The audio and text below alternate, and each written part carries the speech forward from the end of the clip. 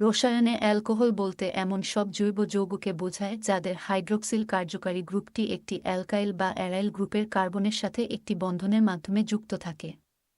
সাধারণভাবে অ্যালকোহলকে দুইন একও এই সাধারণ সূত্রের মাধ্যমে প্রকাশ করা হয়ে থাকে। অ্যালকোহল শব্দটি আরবি শব্দ আলকুহ থেকে এসেছে, যার অর্থ সাধারণভাবে ইথানল। ইথানল বর্ণহীন এক ধরনের উদ্বায়ী তৈল যা গাজনের মাধ্যমে আখ থেকে তৈরি করা যায়। অ্যালকোহলকে সাধারণত প্রাইমারি 1 ডিগ্রি, সেকেন্ডারি 2 ডিগ্রি ও টারসিয়ারি 3 ডিগ্রি এই 3 ভাগে ভাগ করা হয়।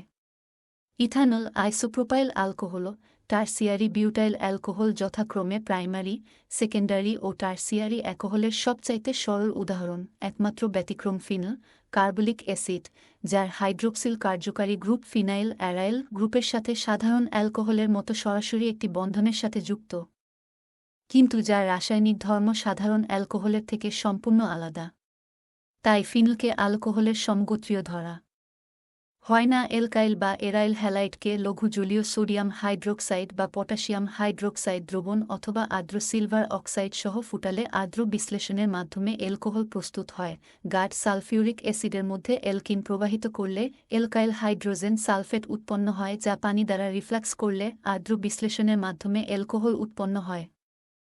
নেই ভাগ ও পল প্রবাহকের উপস্থিতিতে উচ্চ চাপে হাইড্রোজেন গ্যাস দ্বারা কার্বনিল যৌগ বিজারিত হয়ে অ্যালকোহল উৎপন্ন করে। জৈব এস্টারের সাথে খনিজ অ্যাসিডের বিক্রিয়ায় অ্যালকোহল উৎপন্ন হয়।